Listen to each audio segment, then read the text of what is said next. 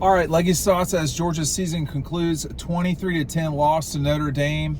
You know, the game really hinged on 3 plays, and that's the thing about football, and to some degree other sports, but definitely in football, you never really know which play it's going to be that will be so determinative of things.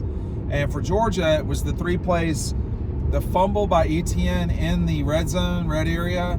You're talking about 3 points right there for sure. And then the sack fumble, which turned into not 3 points for Notre Dame, but 7. There's 10 points right there. And then the kickoff return, I mean, that didn't have to happen. So I think that was bad coaching, to be honest. And that was 17 points. That's how you lose to teams that are more talented, that you're more talented than. And that's all that happened. For Georgia, was they lost a game that they, very well could have or should have won. Not the way they played. But, look, for me, Notre Dame certainly outplayed Georgia. They didn't make any mistakes. And that's it. They could barely move the ball. It seemed both teams had a hard time moving the ball. Georgia moved it, I guess, more. But this was going to be a game where, both sides were going to really, defend. And I think just like for me, I don't, there's no one in this playoff that is at the level of Ohio State when Ohio State plays well. It's just not there. I think, for Notre Dame to win the game that they did against Georgia, that kid caused that fumble on Etienne. That was a good play in terms of the strip sack. That was a good play by the kid from Notre Dame. But good plays don't always result in turnovers. They did in those cases. And, Kirby after the game said, we turned it over twice and they didn't. And that's what happened. That's totally what happened. So I don't think it's a matter of, you blow everything up. I just think it's a time to look at a lot of different things. The offense, the explosion, this season, this is going to be one of the longer videos, okay? So just hang in there. This isn't just about one game. We can look backwards now at the 14 games Georgia played.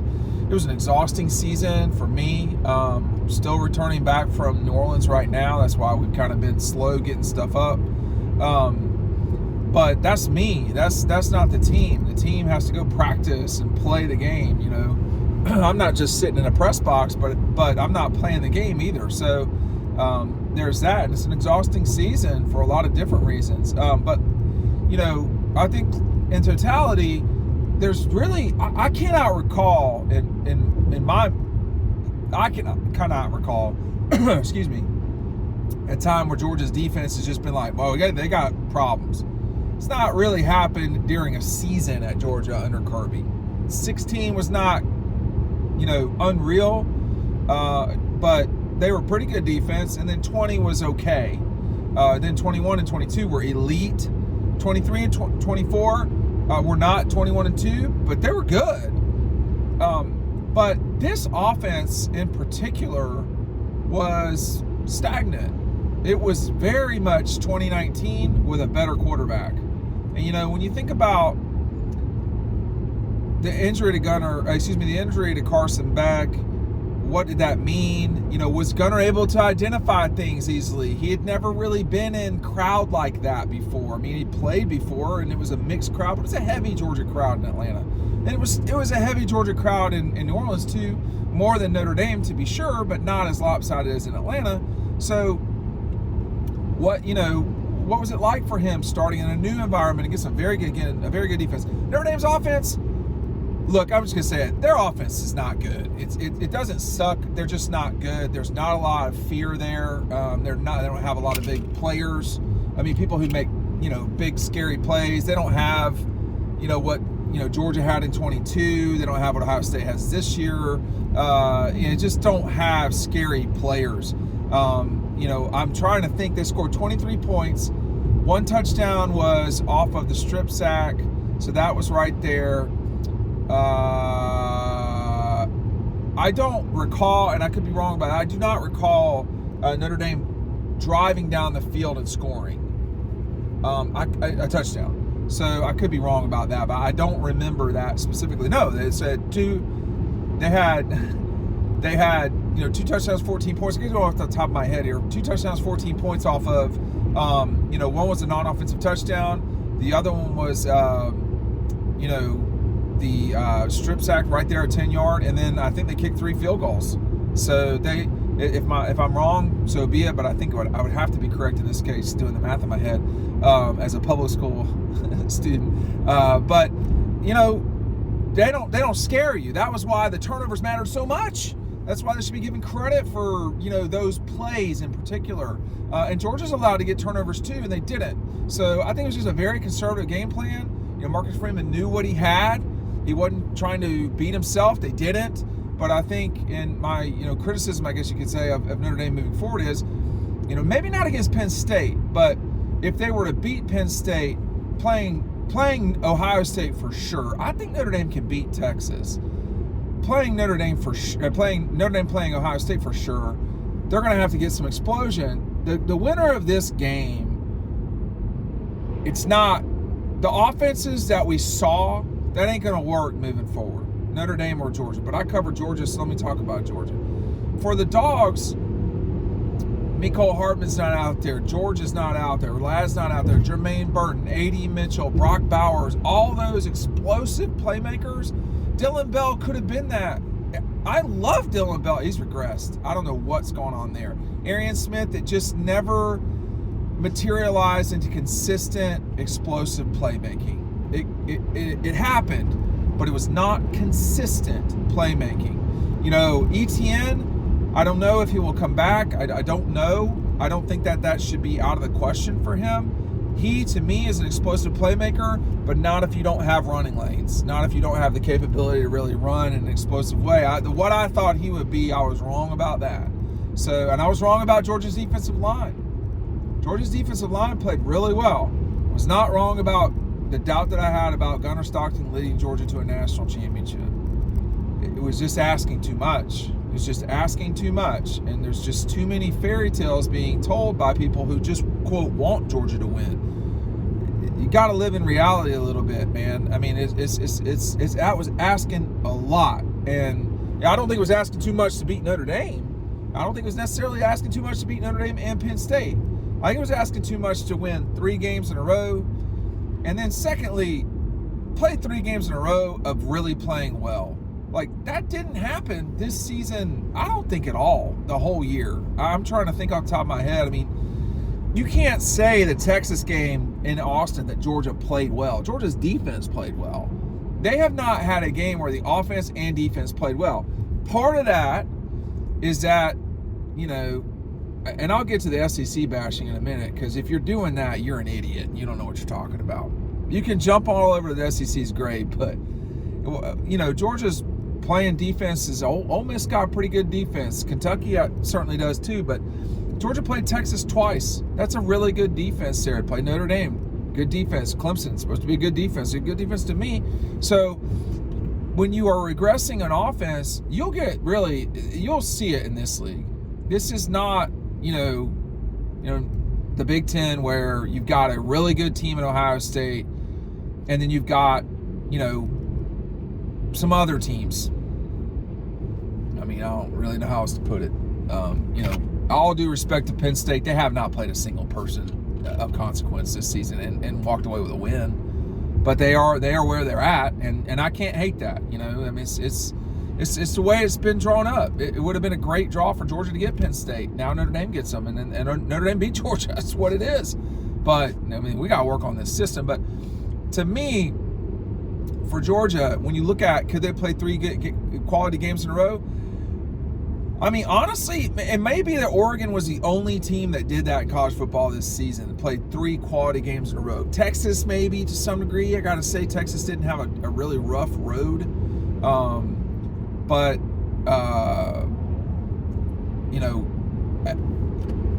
Georgia, if you're going to move forward, you're going to have to play well in streaks from now on. That's the part.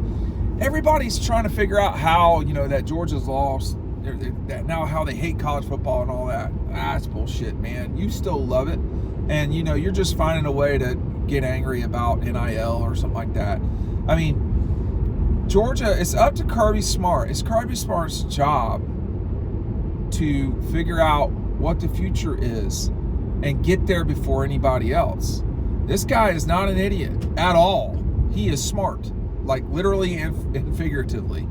And I mean, he has a very good understanding. He has a huge, he has a pantheon of resources at Georgia. He is a leader, or perhaps the leader in college football amongst his peers. And like, you know, Nick's not around anymore. And so there's really, I mean, I guess what I'm trying to say is it's okay to criticize Kirby, but it's also should be, and the criticism of Kirby is he got outcoached yesterday. For me, he did. And that's happened more lately. Well, why is he getting outcoached? Well, the only reason I can say, there's two things. A, the other coaches are good too. B, the thing that made Kirby really, really good was tenacity on the recruiting trail and then the development of those players. And the model has adjusted some. It's not changed completely. You still have guys in your system. Guys, there have been plenty of guys that haven't worked and they've gone in a year. That's not new in college football. What's new is now they're going to different places. Well, here's the good news. You can take advantage of that if you're anybody, let alone Georgia, with the resources Georgia's got. Come on. So, I mean, so in the next 6 months, you're going to see the schools are going to have to start divvying up between I'll just be broader with my terms. Between 18 and $20 million of revenue from the schools is going to have to be divvied up, okay? And the percentage of that 18 to 20 million, I will now call it 20 just to make it a square number. That whatever Georgia comes to, the determination for the percentage of that $20 million is going to be divided up by the players. So all the players on scholarship are going to be, they're going to be salaried. And so we're still working that part out. That does not include NIL, the way I understand it. So you can still go out and get deals with dog posts, like, Gunner Stockton's Gunner Stockton's live stream on Dawg Post is presented by X, or whatever the term is, Golden Pantry, I'm driving by a Golden Pantry. All of those things still exist. Golden Pantry should work with Dawg Post, but I would also encourage them to reach out to Gunner. Just that seems to fit exactly. But all of those things are out there to be had. There's so many things. A lot of the southern schools have this, but Georgia's got Atlanta too, and that's a Georgia town, and so there's so much that Georgia can do to like, this should not be seen as a burden. It's just a change. And I want to add too, and I'll rant about this for a second, that just because Georgia should win national championships doesn't mean it always will, and just because I say they should never takes away from the accomplishment of a national championship for any team that's out there. I've seen firsthand Georgia, lose a national championship on the final play of the game. I was right there. I saw the program evolve after that and change and go from 17 and try to have to find themselves in 19 and 20. It may be that we look back on 24 as a moment where they're of a transition, okay? And you won the SEC. It may be the high watermark for the next 5 years. I don't know what I don't know. So there's that. But I've also seen this program win back-to-back national championships, something that's not been done in college football very often and has not been done for 10 years. And you just look at the marketplace, you look at the landscape, I should say. Marketplace is probably one good way to put it. And you see everybody that's out there, and you look at Alabama, who has quite clearly hit a wall, but they may plow through the wall soon. You look at, Florida trying to find its footing. Tennessee seems to have gotten to where they're going to get. Maybe that's it. I don't know. Clemson ain't what it used to be. Ohio State is what it should be. Powerful, all that stuff. Texas, I would argue, is somewhat the same way. Are we watching a Notre Dame team that can, a program that can cut and saw its way to things? I would suggest probably not, but we'll see. That was way better. Marcus has done a way better job this season than than Brian Kelly did in the bulk of his years there. And I think Brian Kelly did do a good job there. And then LSU, you know, that's not been great for Brian Kelly either. So when you look at, you know, has the world ended because Georgia lost the Sugar Bowl? The answer to that is no, not at all. I mean, but they are going to have to make adjustments. And, you know, do all the coaches return back on the offensive side of the ball? They almost never do. That almost never happens. Will there be a big change with Mike leaving or being let go or, you know, moving to a different role? That's possible. I mean, I think the thing about Kirby, that he's not my friend. Now, there are people that cover Kirby that, you know, he's their friend. He's not my friend. And the only reason I say that is, I want to be transparent about things. You know, he has vision. He has vision. That's what the University of Georgia needed, not just athletic department. Like, I can scream and yell all I want. I'm not a head football coach at Georgia. That's not what I do. I own a business or two. It's different. That's not my role. So I can lay out vision, but it's irrelevant.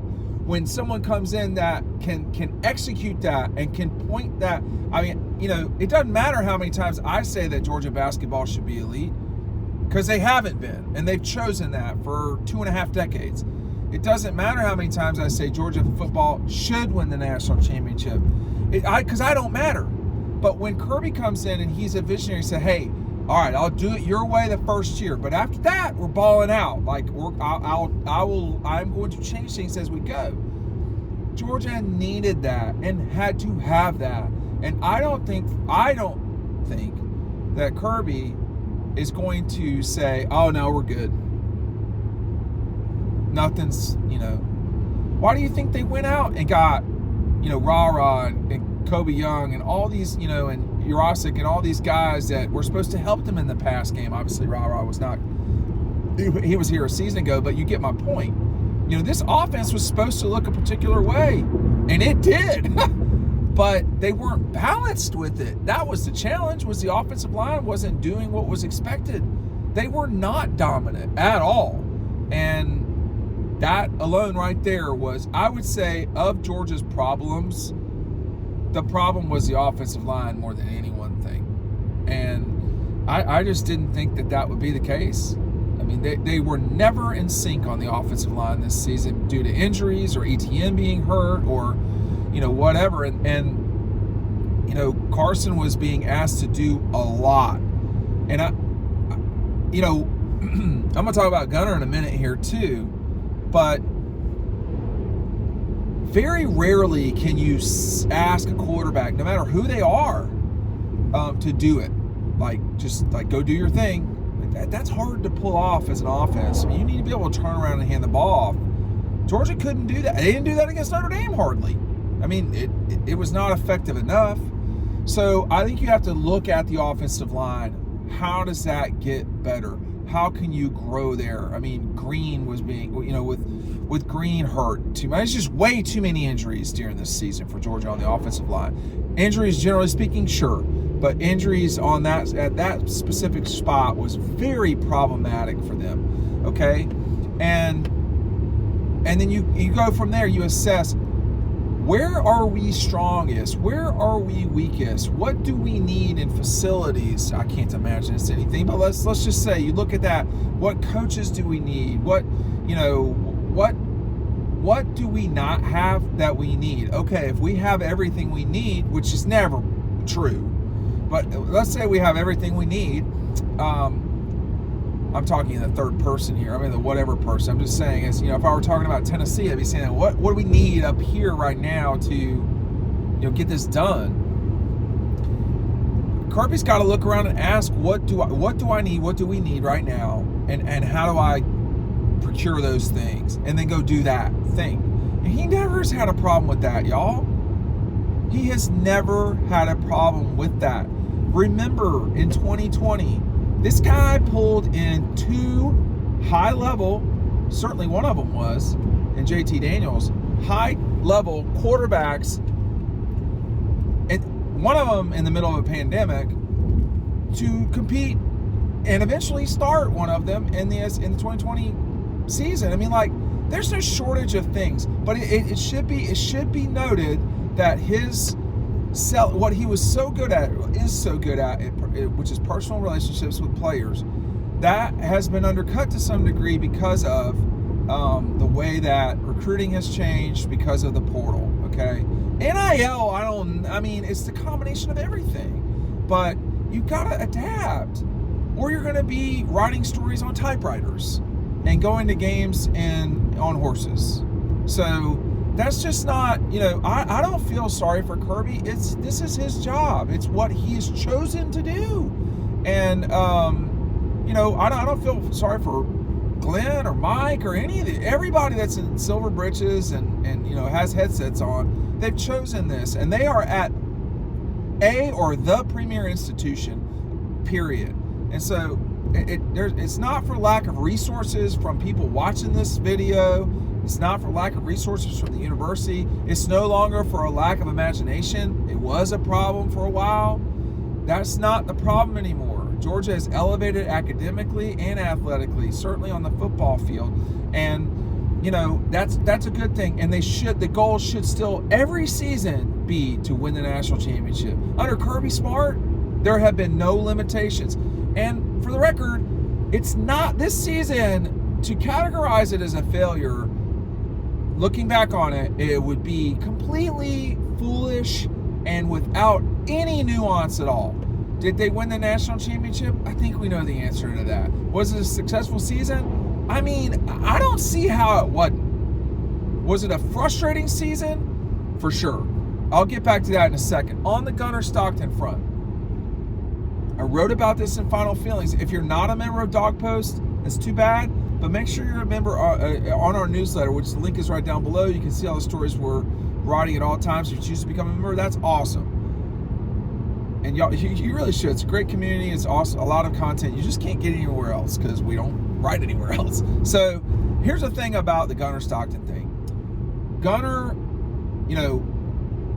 we are now watching the sausage get made with Gunner Stockton. And, when Stetson Bennett was developing, 3 of those years were basically in hiding, I guess you could call it. Gunner Stockton had to come in to win the SEC championship. Stetson had to come in to win at Arkansas. Okay, those are not the same thing. I was at both those. One of these is not like the other at all. Secondly, Gunner Stockton needs to two things: be given the ability to grow and earn the ability to grow. They go hand in hand, they coincide, because Ryan Puglisi is a very good quarterback as well. And Gunner came in for a reason. There's, I don't know about hundreds, but scores of hours of practices that has determined that. And but now this is a race to the Marshall game and getting ready for that time where Georgia will be confronted with going to Neyland and all those things. But here's the good news: if you're Gunner, there can't possibly be a more challenging situation than he was put in coming in at the SEC championship game. And the guy honestly played pretty well. It was not the same as having Beck because Carson was the starter for a reason. But now you're going to talk about 9 months, and it's up to you to move forward and become what your abilities are. And I saw Gunner the first time. It had to have either been 19 or 18. And it's like, this guy understands how to play quarterback. That has never been in doubt for me. He was always well developed, all of it. But in the Notre Dame game, it's like, all right, he can make throws too. This isn't just he was a really good quarterback and developed by the Shaws, who did a great job up there at Raven, and all that. The kid can play, and so, but he's got to have time to grow. I mean, Carson, for me, didn't really hit his stride until the Auburn game in 23. 23. So that was 4 games in. I mean, Gunner started 1 game. So it's not going to all get figured out right at the start next year either. Okay, so that's the Gunner Stockton part of this. In terms of people just getting their jollies in on the SEC, I mean, you sound so stupid. Just let's just call it what it is. I mean, are you making fun of the Big Ten champion getting their ass beat by 100 or whatever it was? Oh, well, it's because of by another Big Ten team. I mean, I don't know, y'all. I mean, Texas killed Michigan.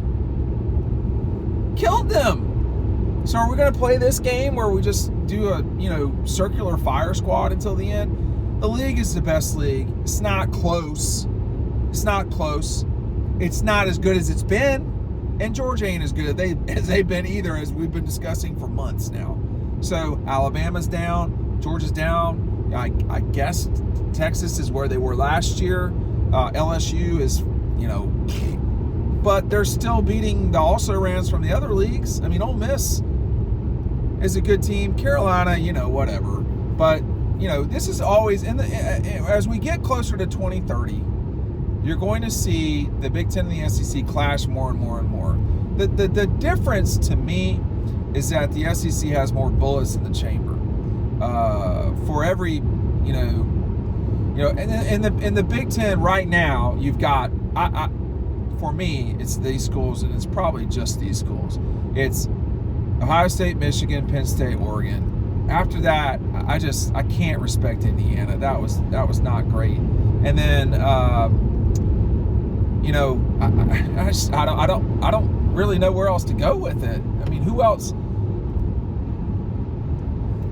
I don't know, but like LSU's not doing their part in the SEC. Florida, they've kind of, but the fact of the matter is, brand-wise, you've got Georgia, Alabama, Texas, LSU, Tennessee. I skipped. Ole Miss has been, perfectly fine. I wonder what Ole Miss would do in the Big Ten. I don't think they'd win it, but I don't know that they'd have 5 losses. So the Big Ten has been devoid of championships that matter for such a long time. I mean, this, modern day Big Ten now, I guess you inherit Oregon's losses in the championship game and USC's wins. I don't know how this works, but that's kind of hard to really say. I mean, that would be like the SEC saying, well, we won the SEC national championship in 2005, which didn't happen. The SEC's dominated so long on the football field for decades now. Really, when Florida won it in 96, you got 96, 98, you had 96, 98. You'll have to I get sidetracked sometimes. 96, 98, 2003, 2006, 7, 8, 9, 10, 11, 12, 15, 17, 19, 20, 21, 22. That's a lot of national championships. And, when you look at the Big Ten and stuff like basketball, which really matters up there, they don't... I can't remember the last time a Big Ten school won the national championship. It's been a while. They've done it this century. Michigan State did it in the early 2000s, but I mean, it's looking like SEC takeover in basketball. So they're super sensitive about this. They're chanting it and all that. So you can tell it really gets under their skin, which I say, whatever, man. I mean, it's good, whatever. But a lot of people down here hate the Big Ten. They hate Notre Dame. I don't know why they hate Notre Dame. Notre Dame, this is the biggest win they've had, and I'm not just saying that because they cover Georgia, but they've not won a major bowl game in 35 years or whatever it is. They've not advanced in the college football playoff to the semifinals. Well, won games ever.